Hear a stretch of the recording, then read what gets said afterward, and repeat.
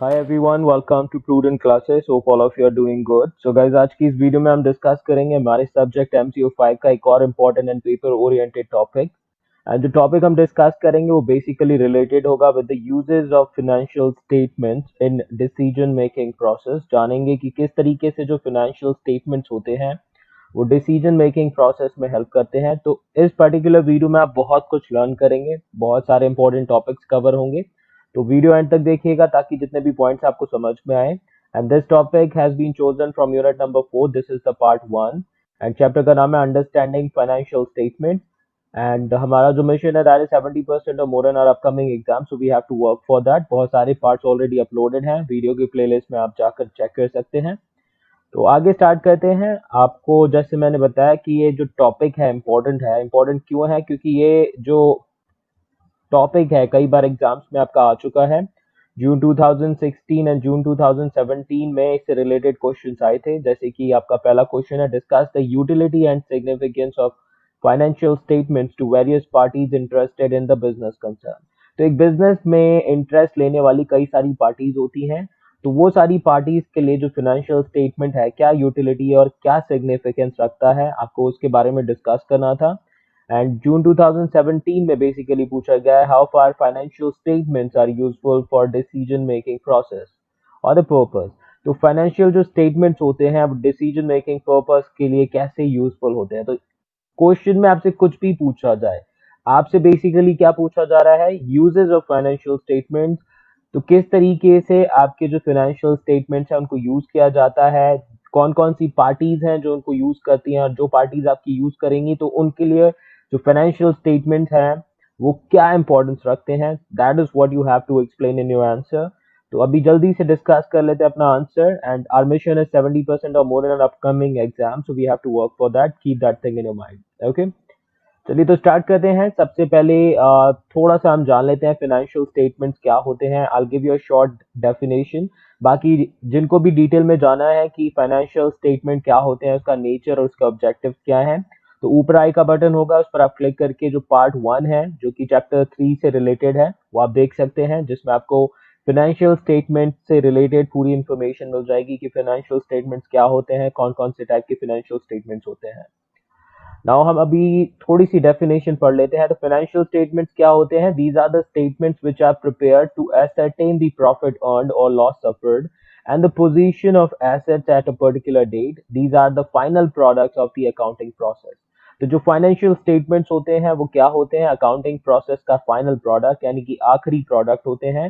जितना भी हम अकाउंटिंग डेटा कलेक्ट करते हैं, उनको एनालाइज करते हैं, चर्न करते हैं, उसके बाद में हम क्या बनाते हैं उनसे, उन अकाउंटिंग डेटा के थ्रू फाइनल प्रोडक्ट्स यानी कि फाइनेंशियल स्टेटमेंट। तो ऐसे स्टेटमेंट जो कि आपको हेल्प करते हैं आपकी ऑर्गेनाइजेशन के प्रॉफिट या लॉस के बारे में जानने में, या फिर आपकी जो एसेट्स और लायबिलिटी की पोजीशन है उसको एक पर्टिकुलर डेट पे बताने में हेल्प करते हैं, तो वो स्टेटमेंट्स आपके फाइनेंशियल स्टेटमेंट्स कहलाते हैं। तो फाइनेंशियल स्टेटमेंट्स बेसिकली आपकी जो ऑर्गेनाइजेशन है उसकी financial position and financial health को शो करते हैं basically. The financial statements are extremely useful in the process of decision making as they provide basis for decision making to its users. तो जितने भी फाइनेंशियल स्टेटमेंट्स के users होते हैं उनके लिए फाइनेंशियल स्टेटमेंट्स काफी काफी इंपॉर्टेंट होते हैं, बहुत ज्यादा इंपॉर्टेंस रखते हैं, क्योंकि फाइनेंशियल स्टेटमेंट्स के बेसिस पर ही वो क्या कर पाते हैं, जो भी यूजर्स होते हैं फाइनेंशियल स्टेटमेंट्स के, वो अपनी डिसीजन मेकिंग प्रोसेस आगे प्रोसीड कर पाते हैं। तो अच्छे तरीके से डिसीजन लेने के लिए आपका क्या है, इंफॉर्मेशन जरूरी है, और इंफॉर्मेशन कहाँ से मिलती है उनको, फाइनेंशियल स्टेटमेंट्स के थ्रू। ओके, तो आई एम श्योर कि ये पॉइंट आपको समझ में आ चुका होगा। Let's proceed to the next slide. तो नेक्स्ट स्लाइड आपके स्क्रीन पर आ चुकी है, इसमें हम जानेंगे कि कौन कौन से यूजर्स होते हैं या इंटरेस्टेड पार्टीज होती हैं फाइनेंशियल स्टेटमेंट इंफॉर्मेशन के लिए। तो कौन कौन से ऐसे लोग हैं जिनको फाइनेंशियल स्टेटमेंट की डेटा या फिर फाइनेंशियल स्टेटमेंट की इंफॉर्मेशन की रिक्वायरमेंट होती है for the decision making purpose. तो सबसे पहले हमारे पास आती है मैनेजमेंट। तो जो ऑर्गेनाइजेशन की मैनेजमेंट होती है, मैनेजरियल डिसीजंस लेने के लिए उनको फाइनेंशियल स्टेटमेंट्स की रिक्वायरमेंट होती है। तो सबसे पहली यूजर या सबसे पहली इंटरेस्टेड पार्टी है हमारी management, and they need the financial statement information for taking managerial decisions. Second हमारी जो इंटरेस्टेड यूजर या फिर इंटरेस्टेड पार्टी है फाइनेंशियल स्टेटमेंट की, and that is of investors. तो इन्वेस्टर्स इन्वेस्टमेंट डिसीजंस लेने के लिए क्या करते हैं, फाइनेंशियल स्टेटमेंट्स का यूज करते हैं। ध्यान दीजिएगा, सेकंड यूजर और second interested party of financial statement is investors, and they need the financial statements for taking investment decisions. Third हमारी जो इंटरेस्टेड पार्टी है या थर्ड यूजर जो है फाइनेंशियल स्टेटमेंट के, वो है एम्प्लॉइज एंड लेबर यूनियन। तो जो ऑर्गेनाइजेशन के या कंपनी के एम्प्लॉयज होते हैं वो और लेबर यूनियंस होती हैं, उनको भी फाइनेंशियल स्टेटमेंट की बहुत ज़्यादा ज़रूरत होती है, ताकि वो एम्प्लॉयज डिसीजन से रिलेटेड अपने जो भी डिसीजन है वो ले सकें। ठीक है, तो एम्प्लॉयज एंड लेबर यूनियंस जो हैं वो हमारे थर्ड यूजर या थर्ड इंटरेस्टेड पार्टी है फाइनेंशियल स्टेटमेंट के, and they need the financial statement information for taking employees decision. Now, the fourth user or the interested party of the financial statement would be creditors and financial institutions. तो जो creditors होते हैं and financial institutions होते हैं, वो भी आपकी financial statement पर dependent होते हैं, ताकि वो credit and financing decisions जो हैं वो ले सके। Okay. Now, the next user or the interested party of the financial statement would be customers and competitors. तो जो customers and competitors हैं वो भी आपकी जो ऑर्गेनाइजेशन है या फर्म है उसकी फाइनेंशियल स्टेटमेंट में इंटरेस्टेड होते हैं, उसकी डेटा में इंटरेस्टेड होते हैं। और वो डेटा और में इंटरेस्टेड इसीलिए होते हैं ताकि वो अपने कस्टमर्स या फिर कॉम्पिटिटिव डिसीजंस को ले सकें। ठीक है, now government and its agency, these are the sixth user or the interested party of the financial statement, and they need financial statement information for policy decisions। ठीक है, पॉलिसी डिसीजंस लेने के लिए फाइनेंशियल स्टेटमेंट की information का use करती है कौन, गवर्नमेंट और उनकी agencies. Now the next interested user or interested party of the financial statement comes in the category of other users। other users में आपके बहुत सारे लोग आते हैं। जो अभी तक हमने यूजर्स डिस्कस करे उनके अलावा बाकी के जितने भी यूजर्स होते हैं फाइनेंशियल स्टेटमेंट के, वो हम इस कैटेगरी में डिस्कस करेंगे। एंड वो आपके basically social reporting and regulatory decisions के लिए बेसिकली क्या करेंगे, फाइनेंशियल स्टेटमेंट्स का जो डेटा होगा उसका यूज करेंगे। तो ये है 7 इंटरेस्टेड पार्टीज और यूजर्स जिनको के बारे में हम अब आगे डिस्कस करेंगे। ठीक है, तो one by one let's proceed. आप नोट डाउन करना चाहें तो स्क्रीनशॉट ले सकते हैं। सो गाइस, सबसे पहली इंटरेस्टेड पार्टी जो है वो है मैनेजमेंट, जो कि मैनेजरियल डिसीजंस के लिए फाइनेंशियल स्टेटमेंट्स का यूज करती है। तो चलिए डिस्कस करते हैं इनके बारे में। So financial statements provide information base for taking all managerial decisions in the organization। तो जो फाइनेंशियल स्टेटमेंट्स होते हैं वो किसी भी ऑर्गेनाइजेशन में बहुत ही इम्पोर्टेंट रोल प्ले करते हैं, और फाइनेंशियल स्टेटमेंट की इंफॉर्मेशन के बेसिस पर ही जितने भी मैनेजरियल डिसीजंस होते हैं जो कि किसी भी ऑर्गेनाइजेशन की सक्सेस या फेलियर को डिसाइड करेंगे वो लिए जा सकते हैं। तो ध्यान दीजिएगा, फाइनेंशियल स्टेटमेंट के बेसिस पर आपकी क्या है, जो फाइनेंशियल इंफॉर्मेशन है वो आपकी अवेलेबल होती है, और वो इंफॉर्मेशन आपका बेस प्रोवाइड करती है मैनेजरियल डिसीजंस के लिए किसी भी ऑर्गेनाइजेशन में। Now, in the absence of timely and useful accounting information, neither the objectives of the enterprise can be laid down, nor measurement, evaluation of performance, nor corrective measures can be taken by the management of the organization। तो guys, अगर मान लीजिए आपकी जो financial statement के through जो भी आपकी फाइनेंशियल इंफॉर्मेशन होती है या फिर अकाउंटिंग इंफॉर्मेशन होती है वो अगर टाइमली अवेलेबल ना हो, और अगर हमारे पास जो यूजफुल इंफॉर्मेशन है जिसके थ्रू हम डिसीजन मेकिंग करेंगे अपने मैनेजमेंट की के, वो अगर नहीं अवेलेबल हो इंफॉर्मेशन, तो उसके थ्रू हम क्या नहीं कर सकते, अपने एंटरप्राइज के ऑब्जेक्टिव्स को ले डाउन नहीं कर सकते। तो बिना ऑब्जेक्टिव के तो ऑर्गेनाइजेशन वर्क भी नहीं कर सकती। इसके अलावा अगर हमें अपनी जो परफॉर्मेंस है उसको मेजर करना है या एवेलुएट करना है या फिर कोई भी करेक्टिव एक्शन लेना है, तो वो बिना अकाउंटिंग इंफॉर्मेशन के पॉसिबल नहीं है। तो ध्यान दीजिएगा, अकाउंटिंग इंफॉर्मेशन या फिर फाइनेंशियल स्टेटमेंट्स की जो इंफॉर्मेशन होती है वो कंपनी के ऑब्जेक्टिव्स लेट डाउन करने में, उसकी परफॉर्मेंस मेजर और इवेलुएट करने में, नेसेसरी या फिर करेक्टिव एक्शंस लेने में हेल्प करती है।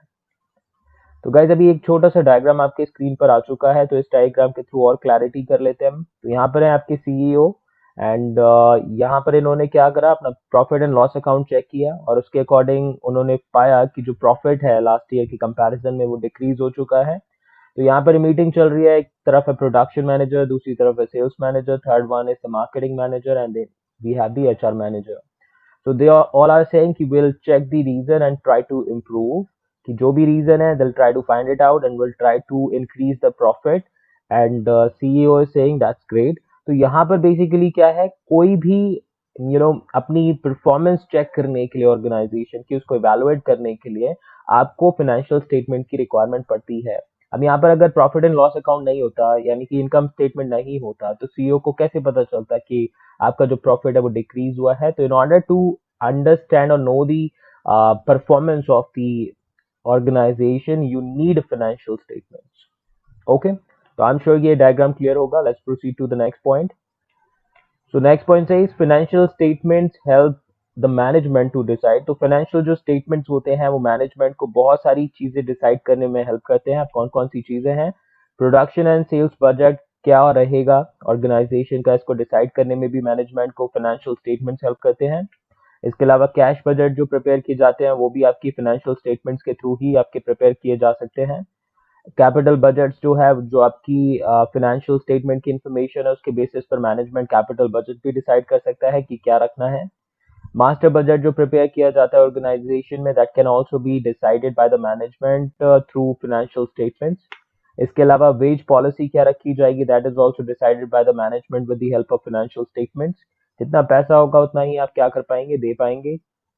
प्राइसिंग पॉलिसी हो गई, इसके अलावा क्रेडिट पॉलिसी हो गई, इसके अलावा रिक्रूटमेंट पॉलिसी हो गई। ये सारी पॉलिसीज जो है मैनेजमेंट सिर्फ और सिर्फ फाइनेंशियल स्टेटमेंट की डेटा को एनालाइज करके ही ले सकता है। तो अच्छी पॉलिसीज, अच्छे बजट्स प्रिपेयर करने के लिए मैनेजमेंट को क्या चाहिए, आपकी फाइनेंशियल इंफॉर्मेशन चाहिए। और फाइनेंशियल इंफॉर्मेशन किससे मिलती है, फाइनेंशियल स्टेटमेंट से। ओके, तो आई एम श्योर कि ये पॉइंट्स क्लियर होंगे। Let's proceed to the next slide और द नेक्स्ट इंटरेस्टेड यूजर। तो हमारे जो नेक्स्ट इंटरेस्टेड यूजर हैं फाइनेंशियल स्टेटमेंट के, वो है इन्वेस्टर्स, जो कि इन्वेस्टमेंट डिसीजंस के लिए क्या करते हैं, फाइनेंशियल स्टेटमेंट का यूज करते हैं।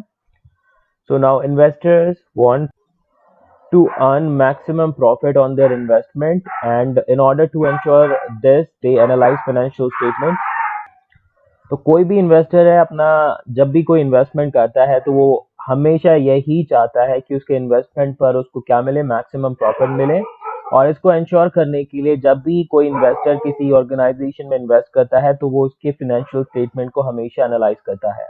Now below mentioned are other purposes for analyzing the financial statements by the investors। तो कोई भी इन्वेस्टर आपका सबसे पहले तो अपना इंश्योर करना चाहता है कि उसकी जो इन्वेस्टमेंट है उसको मैक्सिमम प्रॉफिट अर्न कराए।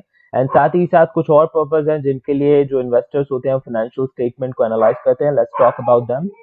तो सबसे पहला है टू जज the present and the future earning capacity और प्रॉफिटेबिलिटी ऑफ एन ऑर्गेनाइजेशन। तो किसी भी ऑर्गेनाइजेशन की प्रेजेंट और फ्यूचर अर्निंग कैपेसिटी या फिर फ्यूचर प्रॉफिटेबिलिटी या फिर प्रेजेंट प्रॉफिटेबिलिटी को जज करने के लिए भी इन्वेस्टर को क्या करना पड़ता है, एनालाइज करना पड़ता है फाइनेंशियल स्टेटमेंट्स को। Now, इसके अलावा टू जज the operational efficiency of an organization. तो किसी भी ऑर्गेनाइजेशन की ऑपरेशनल एफिशिएंसी को जज करने के लिए भी इन्वेस्टर क्या करते हैं, उनकी फाइनेंशियल स्टेटमेंट को एनालाइज करते हैं। नाउ इसके अलावा हम बात करें, थर्ड पॉइंट से to know the dividend policy, net worth and intrinsic value of an organization.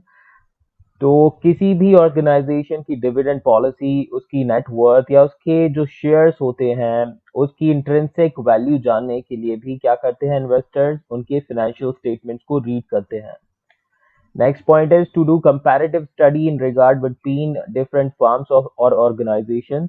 तो अब इन्वेस्टर्स के पास हमेशा ऑप्शन होता है जो अपने पैसे हैं वो किसी भी ऑर्गेनाइजेशन में लगाए, ठीक है। तो किसी भी ऑर्गेनाइजेशन में लगाने से पहले ये जरूरी है कि आपकी जो बेस्ट ऑर्गेनाइजेशन है उनके बीच में कंपैरिजन किया जाए और जो भी आपकी सबसे सूटेबल ऑर्गेनाइजेशन है जिसमें आपका प्रॉफिट बढ़ सकता है, आप उसमें इन्वेस्टमेंट करें।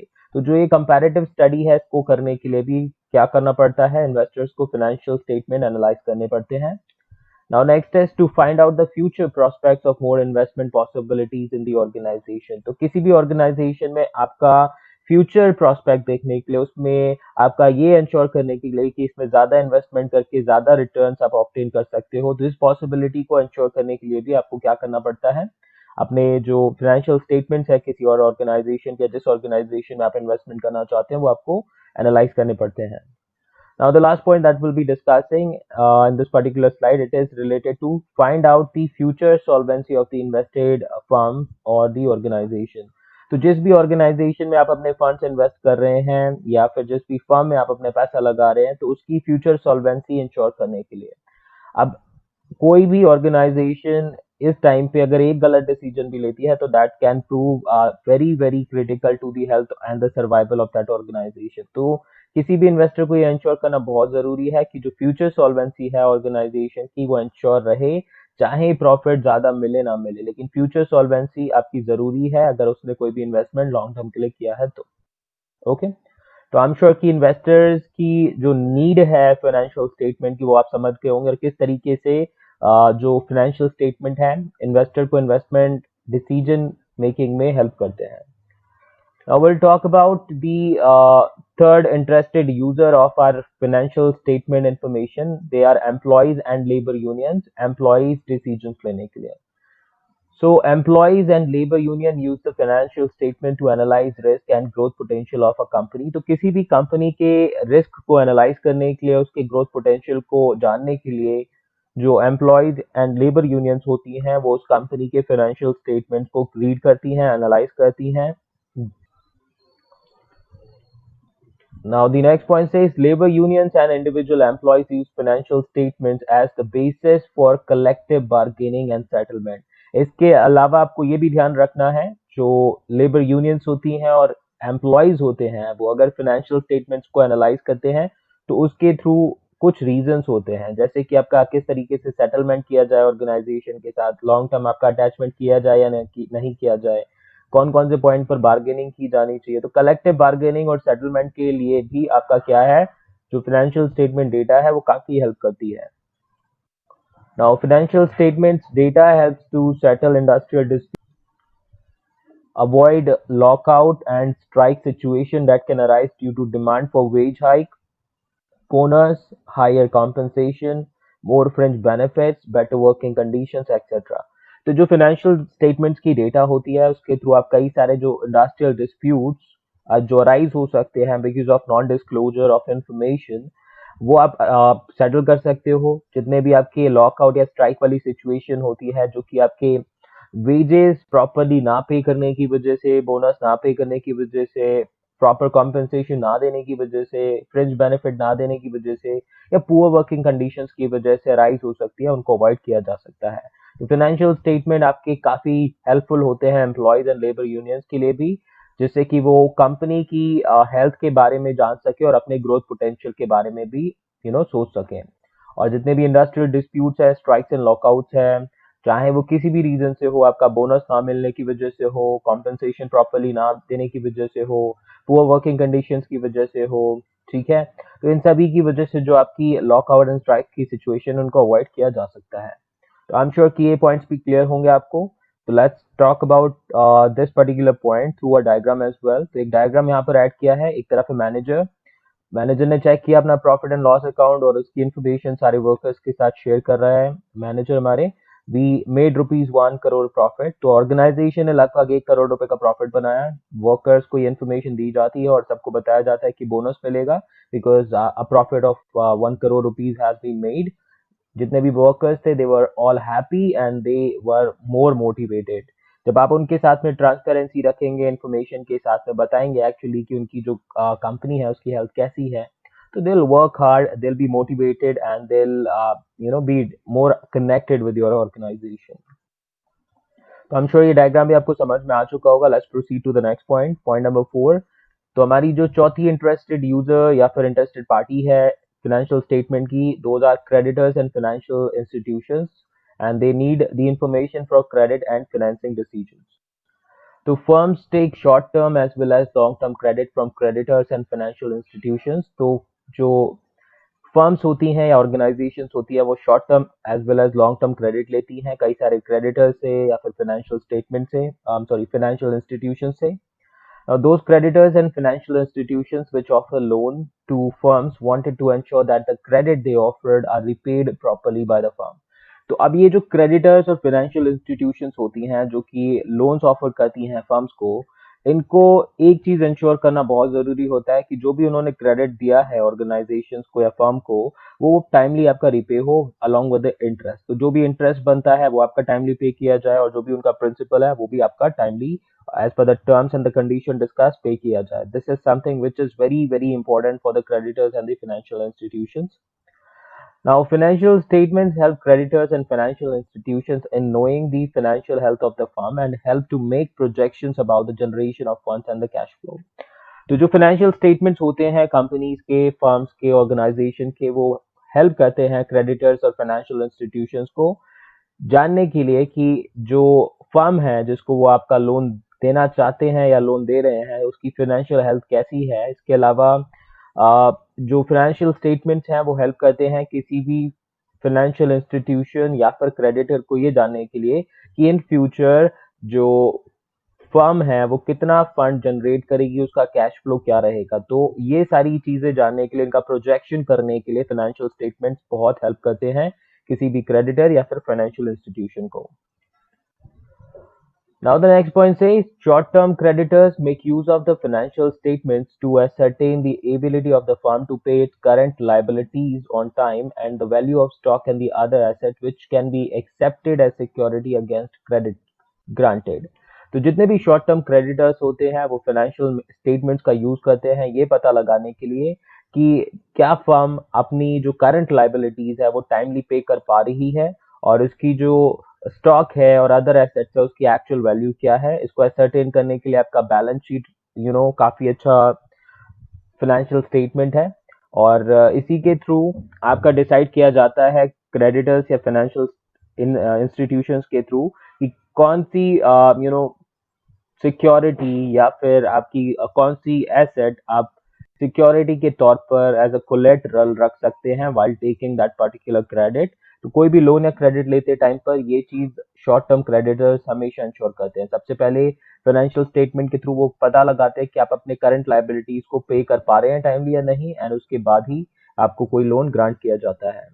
अब बात करेंगे अभी लॉन्ग टर्म क्रेडिटर्स की और फाइनेंशियर्स की। तो उनके अकॉर्डिंग बेसिकली क्या है, जो फाइनेंशियल स्टेटमेंट्स है वो चेक किए जाते हैं to find out whether the firm's ability to repay the principal amount is okay और नॉट, कि फर्म अपना जो प्रिंसिपल अमाउंट जो कि लोन के तौर पर लेगी, और since it will be a long term loan तो काफी लॉन्ग टाइम में ही पे होगा, तो वो इंश्योर करती है कि फर्म अपना जो पेमेंट है वो टाइमली कर पा रही है और उसके एसेट्स जितने हैं क्या वो कवर अप कर सकते हैं इसको।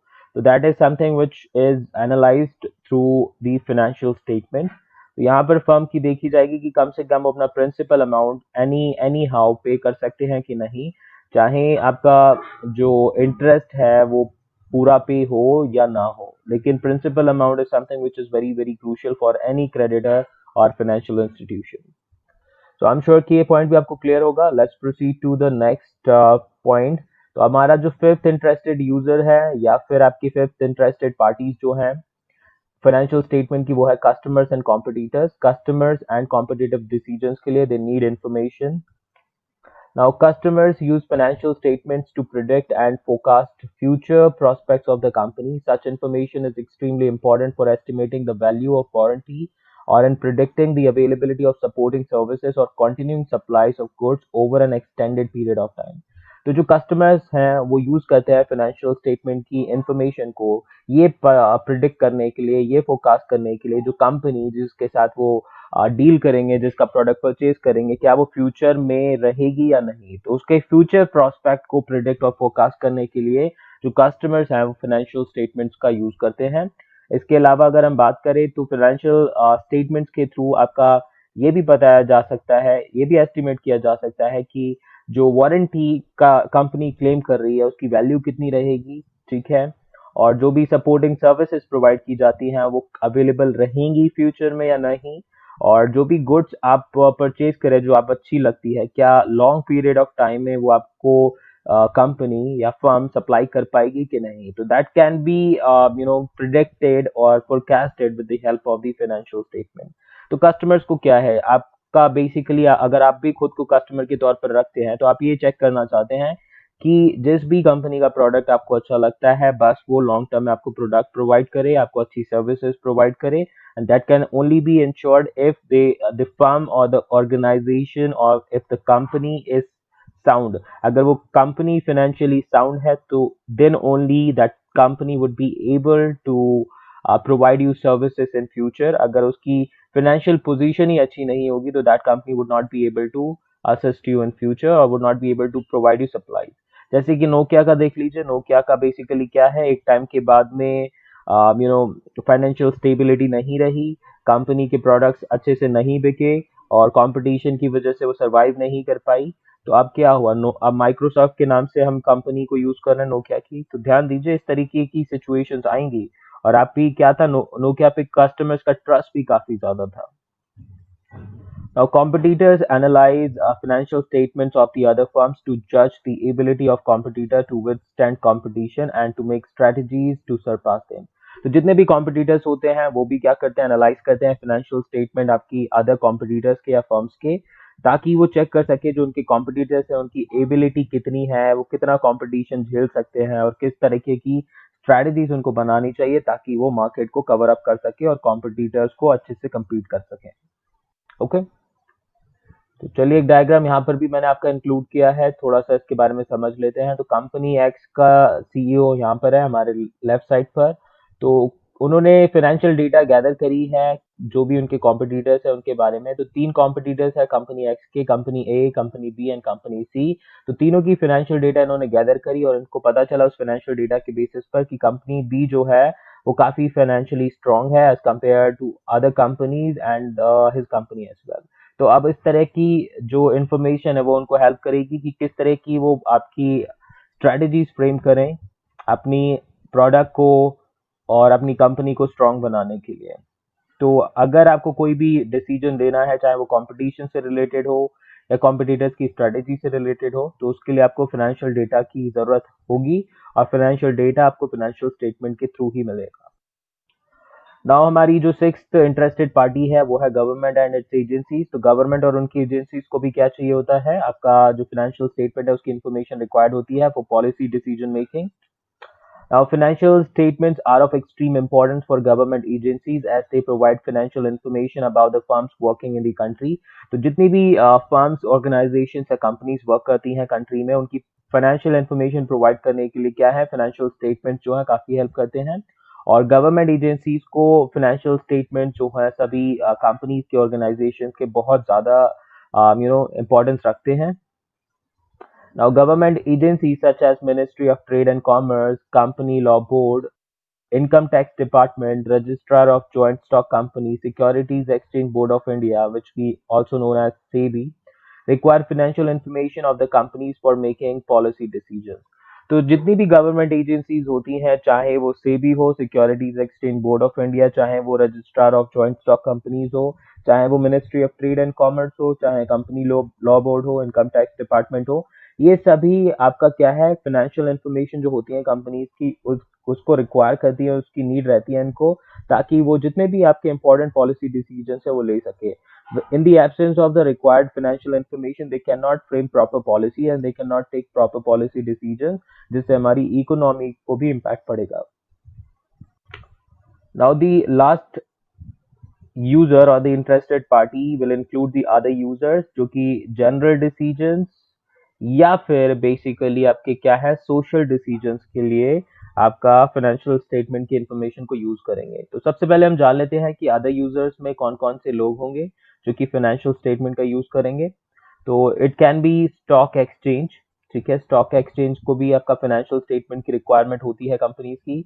ब्रोकर्स एंड अंडरराइटर्स जो होते हैं उनको भी होती है।